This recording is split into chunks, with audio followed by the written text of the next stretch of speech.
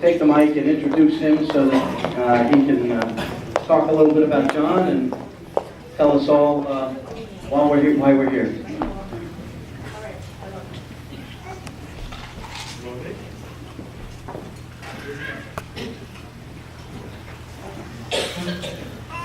First, I want to thank Nancy for giving me the honor of talking about John.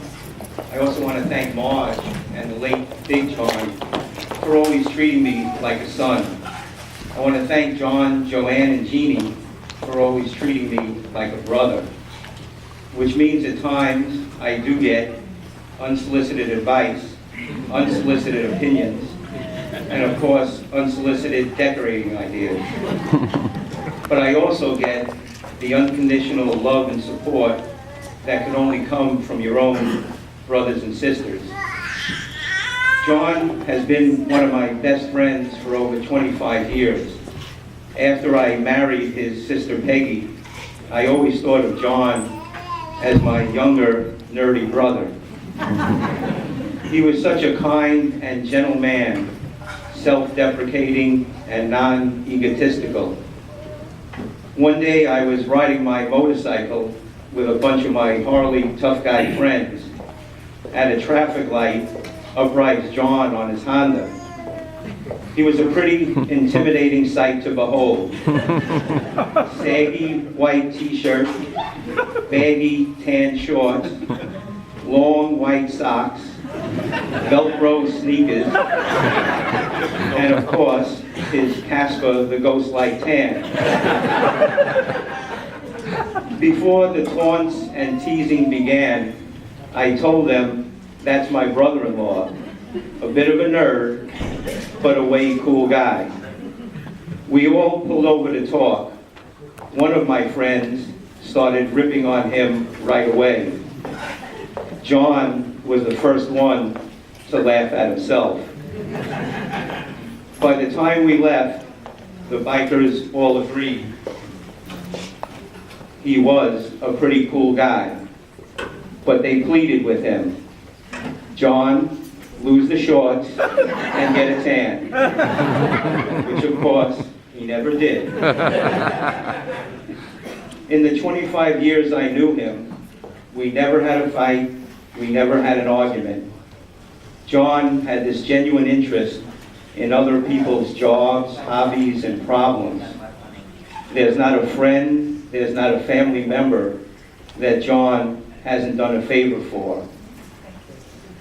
Those of us who knew him best, he was an inspiration. He never let his illnesses slow him down. He never let his illnesses get him down.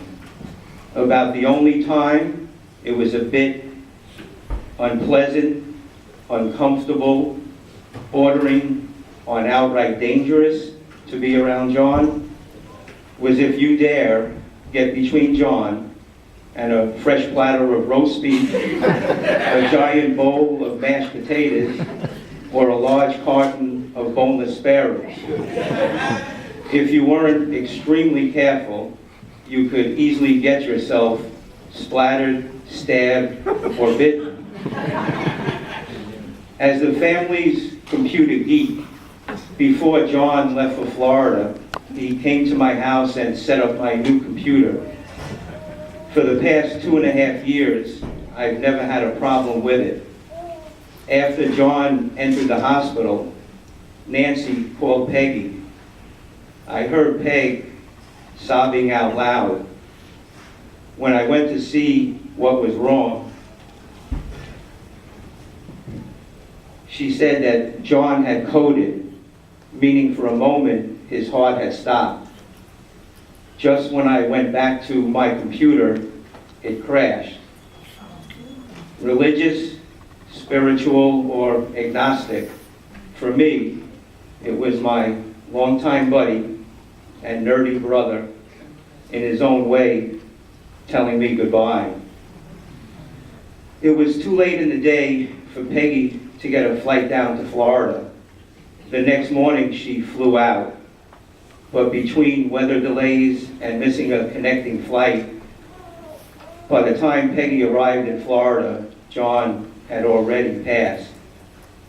The same kind of thing happened to his sisters Joanne and Jeannie.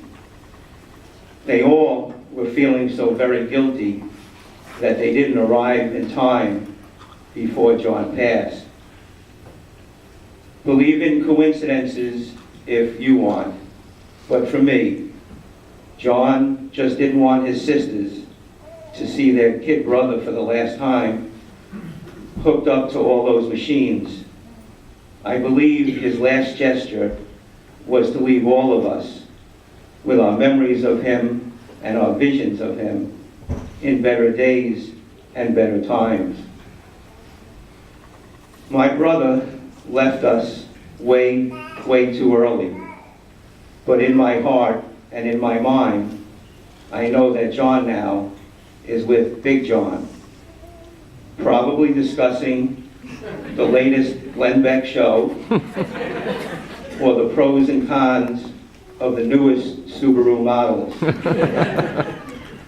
I can easily imagine John relaxing now on his 50-foot couch in front of his 100-foot TV screen, hooked up to his 75-foot speakers.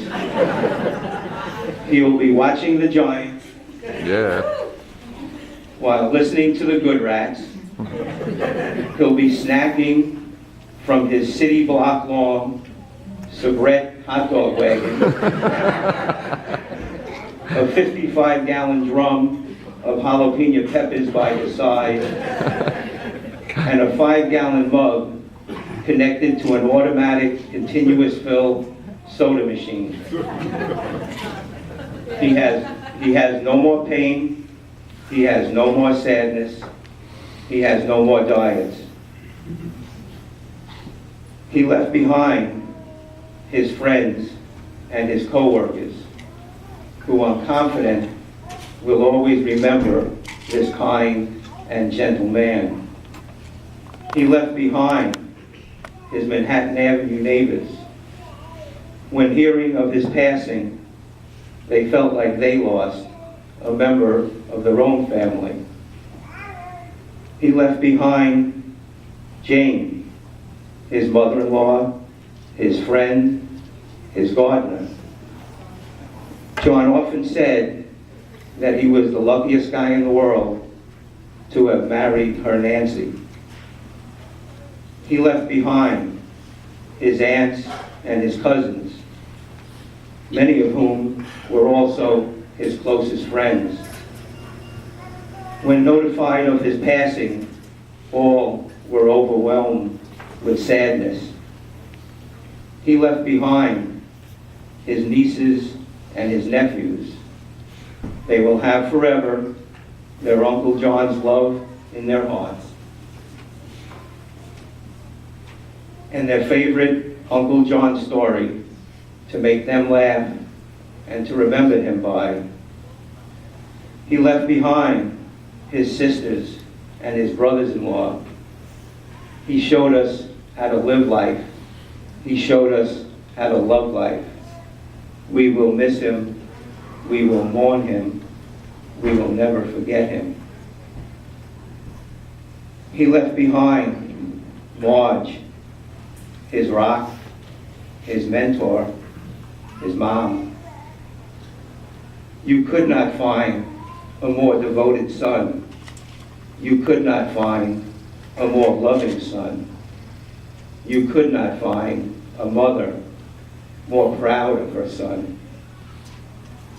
He left behind Nancy, his soulmate, his lover, his caregiver. He fell in love with her on their first date. Nancy was his life. His last words in this world was, "I love you, Nancy." He left behind his boys, John Jr. and Robert. No one can adequately explain to them why their dad is gone so soon from this world. But the boys do know and do understand how very much their dad loved them. Our responsibility will be to reaffirm and reinforce to John Jr. and Robert that their dad continues to watch over them and will for the rest of their lives. And to explain to the boys that all they need to do is to think about their dad real hard, and he will be there listening to them and guiding them. We love you, Johnny.